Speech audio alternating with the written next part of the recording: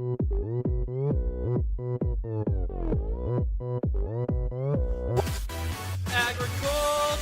is so important to me and should be to you.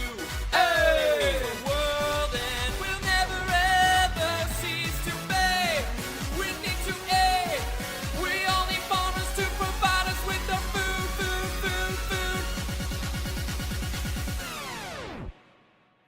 Want to farm. Hi, it's Leilani with Want2farm. We are at Maui College Molokai Farm for the first in the molokAINAtural farming series. Mike DuPont is teaching the introduction to natural farming. Looks like they're starting. Let's go check it out. Mahalo nui ke akua. Thank you, Lord, for bringing us together as we share the natural farming method to preserve our soil for the future generations of this world so that we may pass on a positive legacy. Thank you, Lord. Mahalo nui ke akua. Amen. The extension agent on this island. My job is just like with outfit, but I'm on the big island, on the Hilo side. I'm a livestock agent. So what is the livestock agent doing natural farming? So question, okay, I'm gonna tell you how I got involved in natural farming. It started 6 years ago. And I was a skeptic, like everyone was, that hears about natural farming for the first time. And I had little Korean animals. Little to know, till today I still can't believe, but this little man was my sensei. He came into my office and he wanted to raise pigs. So I asked him, it was, if anybody knows Hoon Park, he is the one that actually brought the technology and a bunch of disciples, crazy guys, 9 of us, that started off to learn the system. And I was a skeptic because I was a livestock guy. He came into my office and he wanted to raise pigs. What got to me was, he said, it's a deep litter system that uses microbes and it has its own ventilation system. You harvest the sun and it's positioned in a way that the sun dries up all the litter inside of the pig, so you never ever have to clean it. I said, what? Never ever have to clean it, and there's no flies and there's no odor. I said, oh, I never believed this guy, but your story is even more worse. Because if I never clean a pig in Hawaii because of our humidity and the conditions that we have here, I got deep litters in Hawaii. I proved to him that this thing works. He said, how are you going to prove to me? Go back. He said, I bring you Korea. I started laughing even more. I said, how am I going to get to Korea? The university is there. And they're going to look at me and they're going to tell me, what, can I go Korea? What for? The oldest period that one guy that doesn't even raise pigs say that it works. So I started laughing, and I laughed so hard that I started to cry. I said, you guys gotta go, really gotta go. Because, you guys are telling me all these things.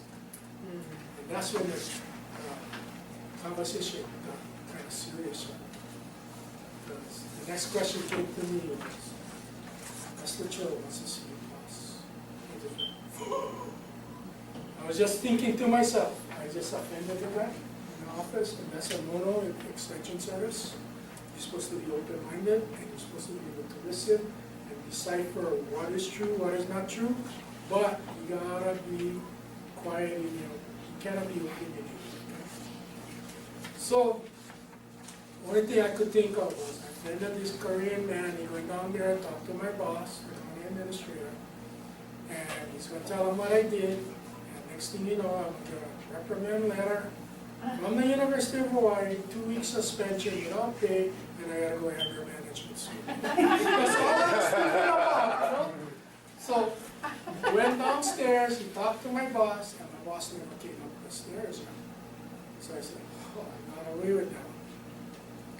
About 2 weeks later, I got a knock on the door, and it's my boss. And he says, this letter is for you. And I look. envelope, University of Hawaii Stationery. I said, here it is. And this guy recommended that. I went back to the college, and the college said that was uncool what you did to the Korean man. So now you don't pay for it. I opened it up, and my eyes just opened up. It was a round trip ticket. Tomorrow, I take you to Piggery, and you will not understand the concept if you don't come to the lecture today. I said, okay, we all file out, we walk into his room, sit down, and oh, 15 minutes into his talk, my duponte in the front row. Fall asleep on it. All I heard was, whack! And Dwight looked at me and he said, wow, you didn't stand up. I thought you was going to blow the guy, man. I said, I was shocked. I couldn't believe that woman had hit me. And all I know, his finger was in my face like this. I told you, you stay awake because tomorrow you're not going to understand the piggery. You don't understand the concept. You will never be a natural farmer. Jump off and stick it into the piggers. Not even 15 minutes out of the facility. He points to me, look, there's a piggery right there. After about 2-3 hours, I'm telling you. No, that's the job. You don't have to go all across the whole country. I just gotta see. I believe you build in piggeries. I'm sorry that I offended you in honorable or illegal saying that. I never believed. I believe now you build piggeries, but you don't have to show me how many you build. Just take me. I don't have to see all of them. I just gotta see one. And he looked at me and he stopped laughing. Young boy, you don't understand what I don't understand. He said, the federal government was just in time. Because of bird flu, foreigners can grow in any livestock farm in Korea. I said, how am I going to see a piggery in Canada? He said, the federal government, not like you, willing to ride 4 hours all across the country to go look at pigs. They could stick around Seoul because that's where the party area is. They're not going to drive 4 hours to just tell one pig farm around there, close your gates, biosecurity. I walked through the piggery and I couldn't believe what I saw. My first step in the piggery, my eyes were shocked. Because I saw 400 pigs running around. All over the place. I looked at the other 3 guys because I work with livestock, making sure my nose was not immune to pig waste. Because I work with it. I kept asking them how to do it. You smell anything? So walking down to the piggery, walking inside the piggery, and then the interpreter is telling me exactly how it works. When I got to about halfway point of the piggery, it was cold inside the piggery. I look around, the fans, wide open the sides.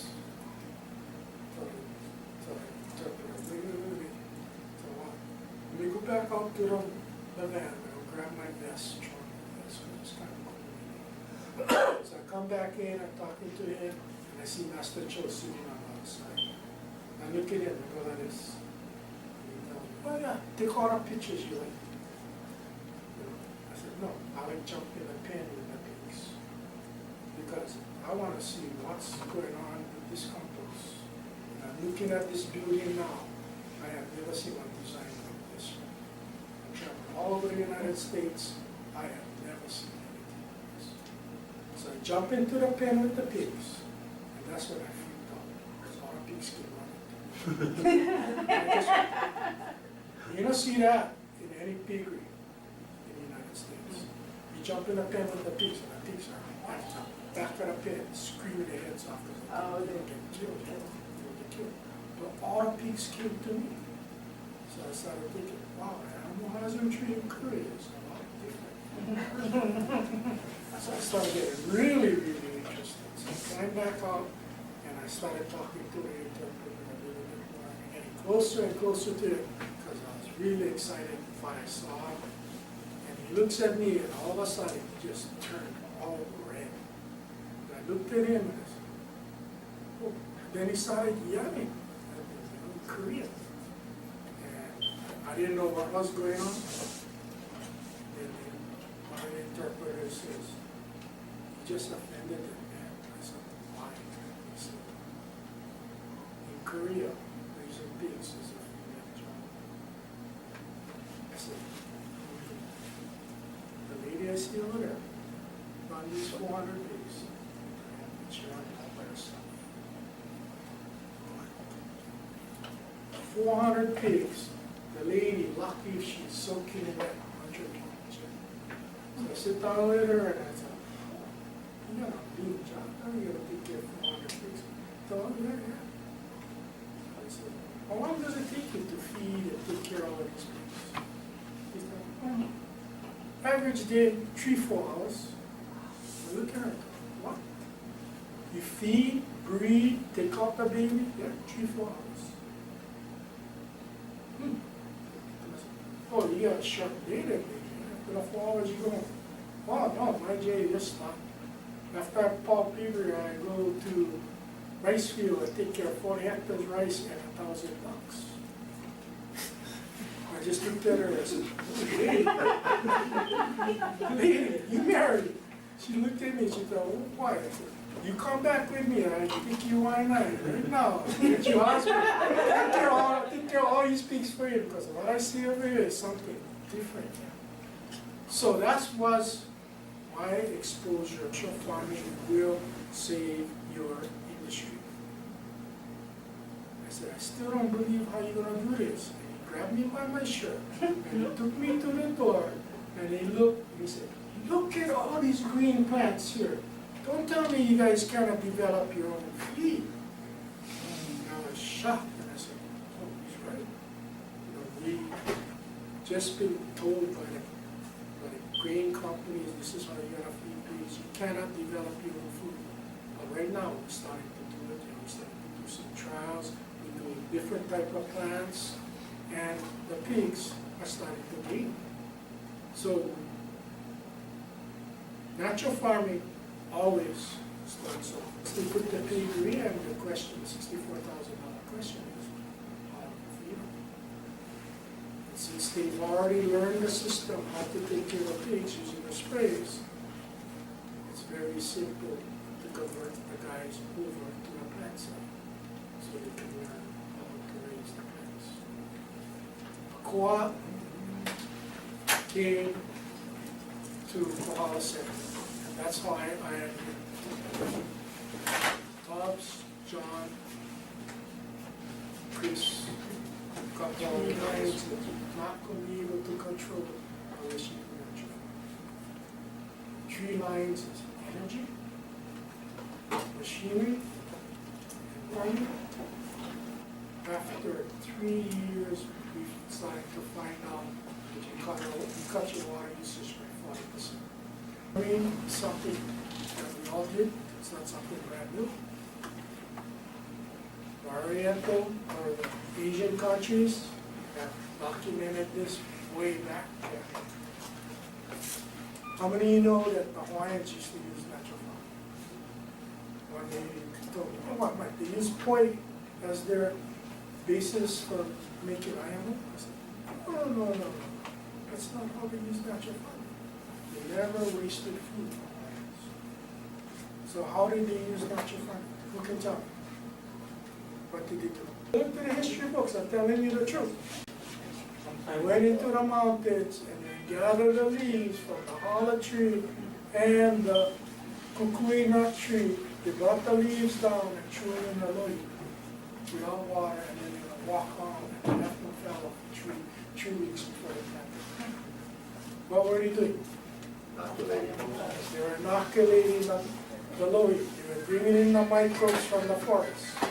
Korean natural farming, what you do? You start off with rice, put them in a wooden basket, and you stick them underneath the trees to go collect the fuzzy color. The microbes, and the microbes is just strictly to inoculate your ground so that you can bring it back to what it was prior to the chemicals.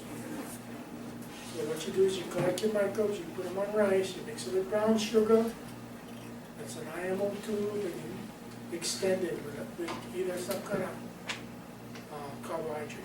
And we're using new right now. And these 3 boys can teach you guys how to do it. This thing is not something new. The thing is, how we do it now is way different.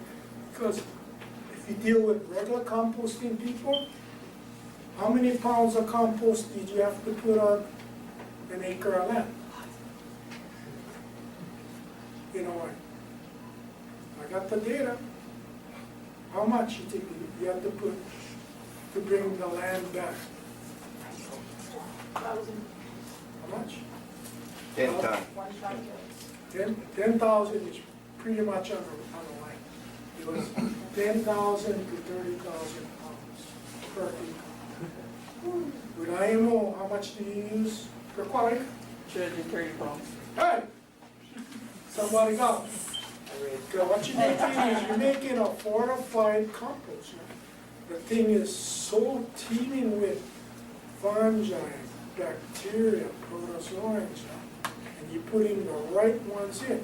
I just sent you a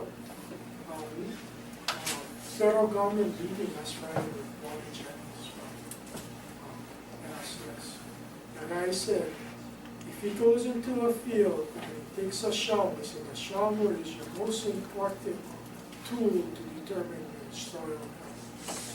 If you take the shovel, you stick them in the ground, you pull that dirt out, you should have at least 4 earthworms. Minimum 4 earthworms in that scoop. Something wrong with your soil. Okay? So like, when Joe talks about natural farming, he tells us, get rid of all your tractors. Why? Does it tax the earth? Cost money to run, whatever. But what he tells you to do instead, put the IMO and you let the worms do your tilling. Because a tiller can only go up to 12 inches here. A worm can go way up. And it's providing all the nutrients, the enzymes for the plants, so the plants can use it. So your first rule of thumb is you look at your soil, if there are worms inside. No more worms inside, you better start treating them with microorganisms. This is a plant tree. What's so unique about this picture? Can anybody tell me? Oh, the color, what kind of plant is it? This is a natural farming place. Okay? What is so unique about this one? Usually there's only so many now. Right. Since we started doing natural farming, we started to see the yields go up. But that's not the main thing about the picture. This is a non-GMO papaya growing in a big spot virus hot zone. Okay? This tree is supposed to be dead.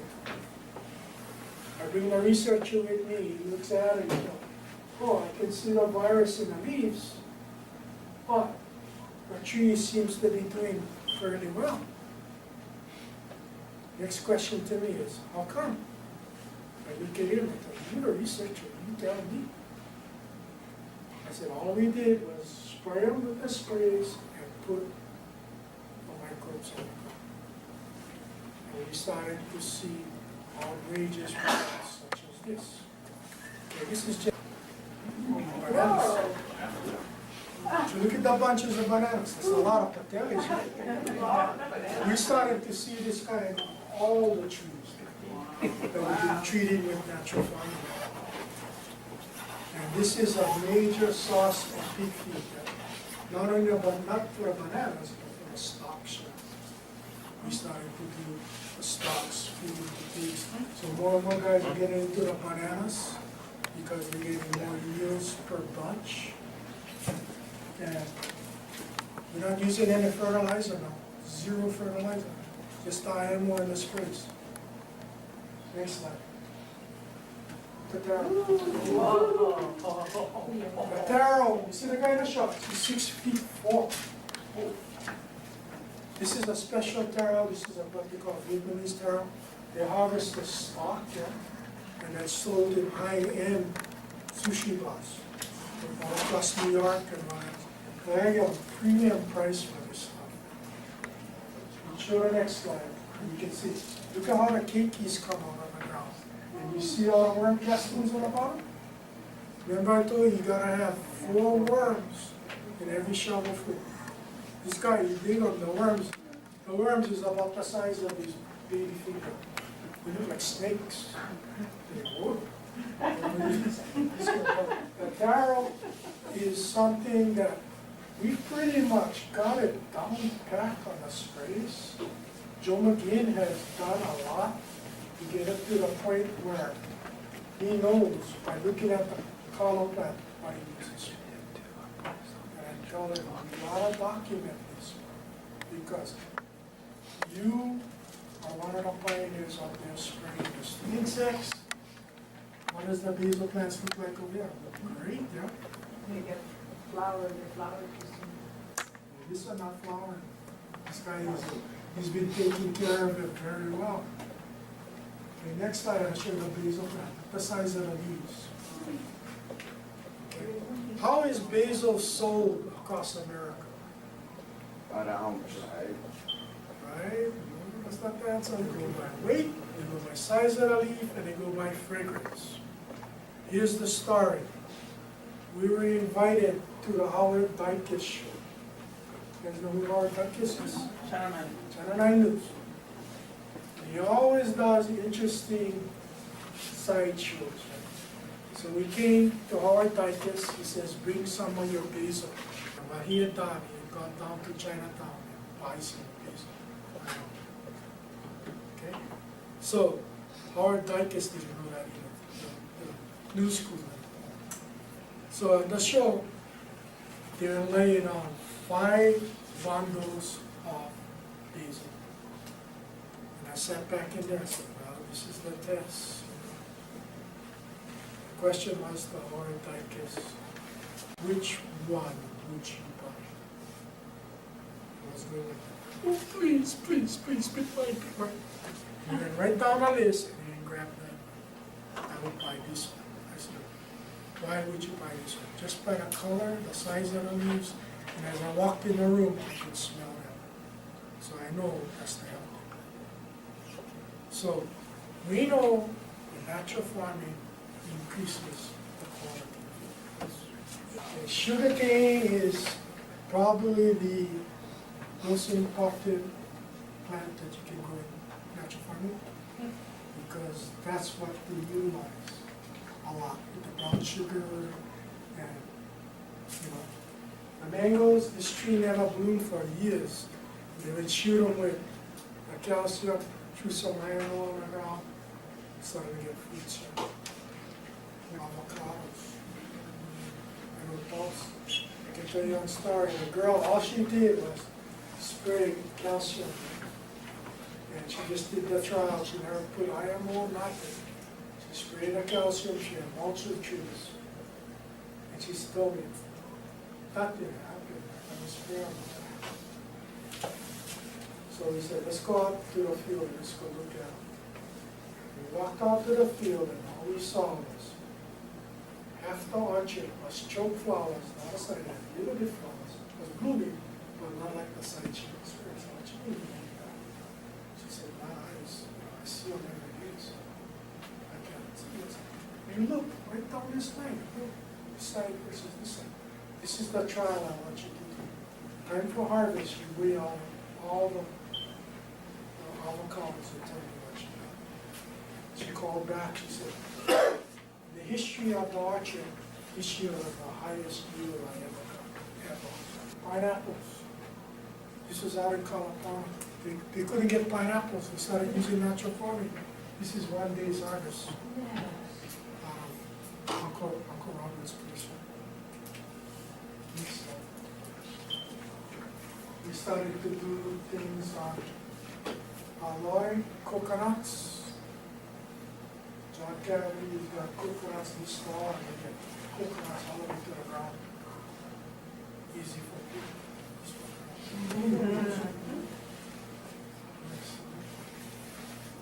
These are what they call backyard farmers. This guy got a small little greenhouse. This is one day harvest using natural farming. He said he gets so much tomatoes and light chili and zucchini coming off of his place right now, and he's satisfied and needs all his harvest. Sorry, I have a question. Does it help with the fruit fly? We can teach you how to maintain your system so that you don't have as much bugs. You know, we don't tell you to go out and spray insecticide. We try to keep it as natural as possible. But what we found out, if you plant this healthy, you're not going to get attacked by any insects. It's usually when you got problems. And you go look at the stuff that in Korea, when they get certified, every fruit look like a mirror image. They're all the same. They look almost plastic thick. And you eat them, they're so sweet. You know? And he tells me it's the seawater. You gotta put them at a certain temperature. So, next time.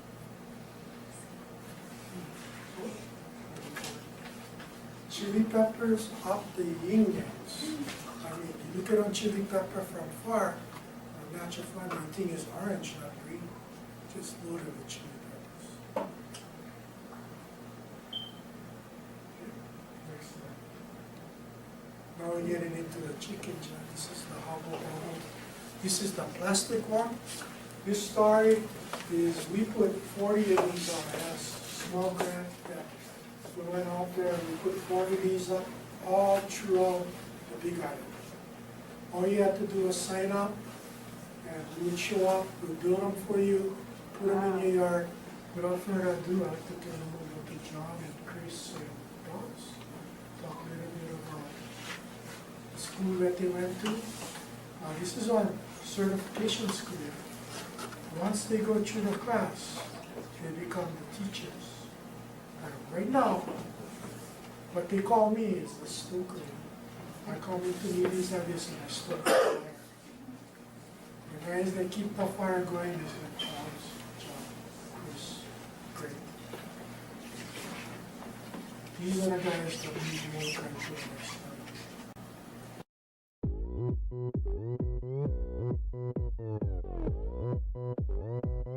Working farmer style. We love agriculture and we want the world to know it. Farming is a way of life with many different flavors, being stewards of the gifts God gave us. Out here on the farm, We're running green John Deere tractor. out here on the farm, We work in many weather factors. out here on the farm, We're working hard to raise your food. out here on the farm, on the family farm.